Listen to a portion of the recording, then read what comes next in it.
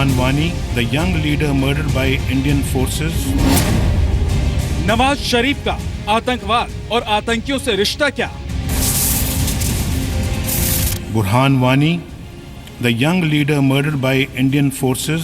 बुरहान की शहादत बहुत सारे माशाल्लाह कोई एक दो नहीं शहादतों की लाइनें लगी हुई हैं। बुरहान मुजफ्फर जब शहीद हुआ तो उसके ताबूत पर पाकिस्तानी हिलाली परचम has emerged as a symbol of the latest Kashmiri Intifada, a popular and peaceful freedom movement.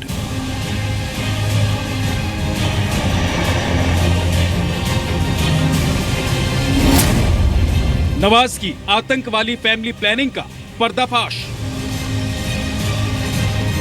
वो एक पाकिस्तान के प्रधानमंत्री के हैसियत से बात नहीं कर रहे थे, बल्कि हिजबुल मुजाहिदीन के सुप्रीम कमांडर के हैसियत से बात कर रहे थे। The land of Takshila, one of the greatest learning centers of ancient times, is now host to the Ivy League of terrorism. Burhan Wani is a self-declared commander of the Hizbul Mujahideen. It was shocking that a leader of a nation can glorify a self-declared, a self-advertised terrorist.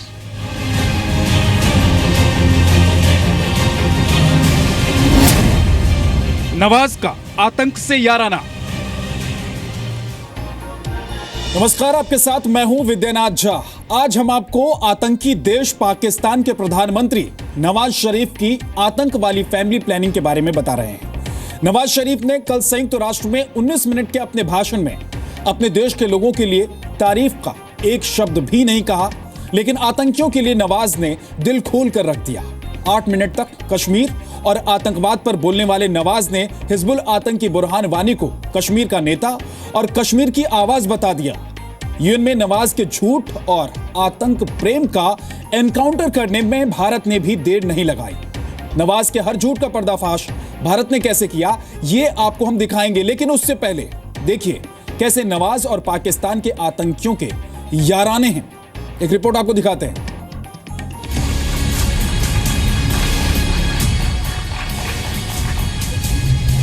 संयुक्त राष्ट्र में अपने भाषण के दौरान नवाज शरीफ ने साबित कर दिया कि आतंकवाद और आतंकियों से पाकिस्तान के प्रधानमंत्री का गजब का याराना है। ये याराना ऐसा है मानो नवाज और आतंकी हाफिज दो जिस्म एक जान हो। बुरहान की शहादत बहुत सारे माशाल्लाह कोई एक दो नहीं शहादतों की लाइनें लगी हुई हैं। Burhan Wani, the young leader murdered by Indian forces, has emerged as a symbol of the latest Kashmiri Intifada, a popular and peaceful freedom movement. Burhan Muzaffar जब शहीद हुआ तो उसके ताबूत पर पाकिस्तानी हिलाली परचम। इंशाअल्लाह ये जुल्म खत्म होके रहेगा और इंशाअल्लाह कश्मीर की आजादी को कोई नहीं रोक सकता।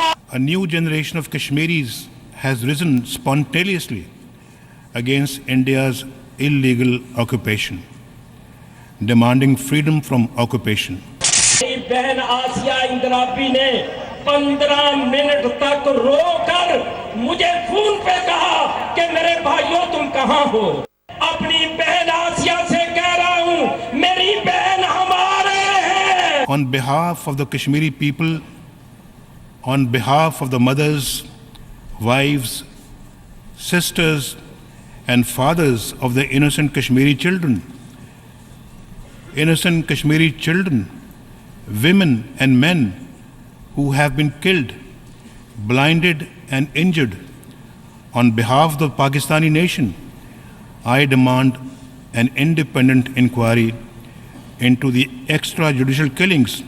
जब तक हिंदुस्तान का एक भी फौजी कश्मीर के अंदर मौजूद है, फिर पठानकोट भी होंगे, दिल्ली में भी होंगे, आगरा में भी, हर जगह होंगे। It neither wants nor is it engaged in an arms race with India.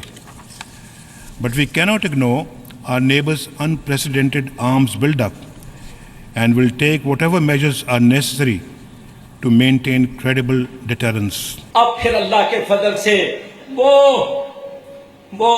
Ghazi Khan Solanki, मुत्तहिदा महाज जीए सिंध का चेयरमैन, अगर ये कहता है कि मैंने बंबई आजाद करवाना है, मैंने सिंध के वो इलाके जो इंडिया के कब्जे में हैं ये आजाद करवाने हैं, तो हक बनता है कि आज हम भी खुद कर दुनिया के सामने ये बात करें।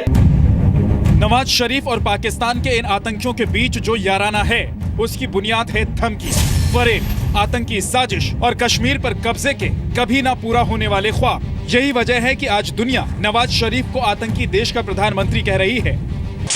वो एक पाकिस्तान के प्रधानमंत्री के हैसियत से बात नहीं कर रहे थे, बल्कि हिजबुल मुजाहिदीन के सुप्रीम कमांडर के हैसियत से बात कर रहे थे, ऐसा सबको लग रहा था। वो आतंकवादी देश का लीडरशिप है, ये बात को स्वयं नवाज शरीफ कल अपने वक्तव्य से साबित किया है।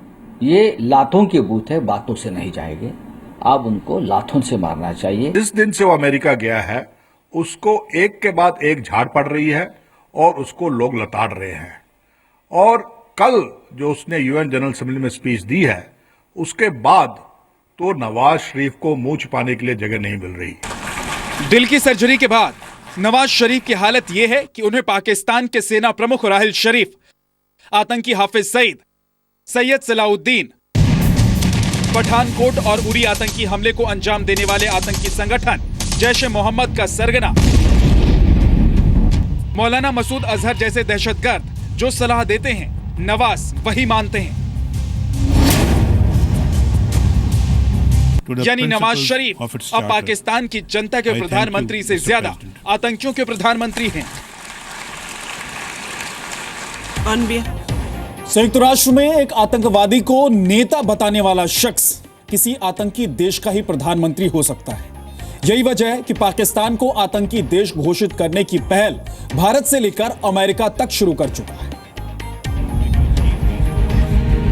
संयुक्त राष्ट्र में पाकिस्तान के प्रधानमंत्री नवाज शरीफ ने कश्मीर और आतंकवाद के मुद्दे पर जो कुछ कहा वो 100% झूठ था। नवाज के इस झूठ का पर्दाफाश देश की फर्स्ट सेक्रेटरी एनएम गंभीर ने तथ्यों के साथ किया। Burhan Wani, the young leader murdered by Indian forces, has emerged as a symbol of the latest Kashmiri Intifada, a popular and peaceful freedom movement led by Kashmiris, young and old, men and women, armed only with an undying faith in the legitimacy of their cause and a hunger for freedom in their hearts. The land of Takshila, one of the greatest learning centers of ancient times, is now host to the Ivy League of Terrorism. It attracts aspirants and apprentices from all over the world. With the approval of authorities, many terrorist organizations raise funds openly in flagrant violations of Pakistan's international obligations. Mr. President, even today, we have heard support by the Pakistan's Prime Minister for a self-acknowledged commander of a known terrorist organization, Hizbul Mujahideen. संयुक्त राष्ट्र के मंच से नवाज ने दुनिया को बता दिया कि AK-47 थामे आतंकियों के लिए पाकिस्तान की सोच क्या है। Burhan Wani is a self-declared commander of the Hizbul Mujahideen. It was shocking that a leader of a nation can glorify a self-declared, a self-advertised terrorist. Pakistan में नवाज सरकार की कृपा से हाफिज सईद और सलाउद्दीन जैसे आतंकियों को खुलेआम रैलियां करने की इजाजत है। भारत के खिलाफ आतंकी साजिश के लिए पाकिस्तान के आतंकी संगठन इस्लामाबाद, कराची से लेकर लाहौर तक चंदा मांगते दिखे हैं। आतंकवाद की परवरिश करने वाले नवाज शरीफ ने यूएन में खुद को आतंकवाद का पीड़ित बताया।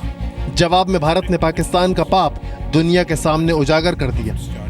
Has been the principal victim of terrorism, including that supported, sponsored and financed from abroad. We will not allow externally sponsored terrorism and threats of destabilization to cause turbulence in Pakistan. Tens of thousands of our citizens and thousands of our security personnel have been killed or injured in terrorist attacks. This has only reinforced our resolve to eliminate the scourge of terrorism. What we see in Pakistan, Mr. President, is a terrorist state which channelizes billions of dollars, much of it diverted from international aid to training, financing, and supporting terrorist groups as militant proxies against its neighbors. The worst violation of human rights is terrorism. When practiced as an instrument of state policy, it is a war crime. Bharat ने ही नहीं, संयुक्त राष्ट्र के विश्व मंच पर अफगानिस्तान ने भी पाकिस्तान को बेपर्दा कर दिया। अफगानिस्तान ने कहा कि उसकी धरती पर हुए कई आतंकी हमलों की साजिश पाकिस्तान की धरती पर ही रची गई थी और पाकिस्तान जब तक अच्छे और बुरे आतंकवाद में फर्क करता रहेगा तब तक आतंकवाद की समस्या बनी रहेगी। از طریق برگزاری یک کنفرانس ویژه‌ای بین‌المللی به تأسیس سازوکار نوین حقوقی اقدام نماید. ما بر این باوریم که مبارزه جدی با تروریسم و افراطگرایی حداقل یک برنامه‌ریزی دقیق و همه‌جانبه 20 ساله لازم دارد. यूएन के मंच पर अफगानिस्तान ने साफ कर दिया कि पाकिस्तान भरोसे के काबिल नहीं है, यानी भारत, अफगानिस्तान और बांग्लादेश आतंकवाद पर पाकिस्तान के खिलाफ एकजुट हैं। ब्यूरो रिपोर्ट, जी मीडिया।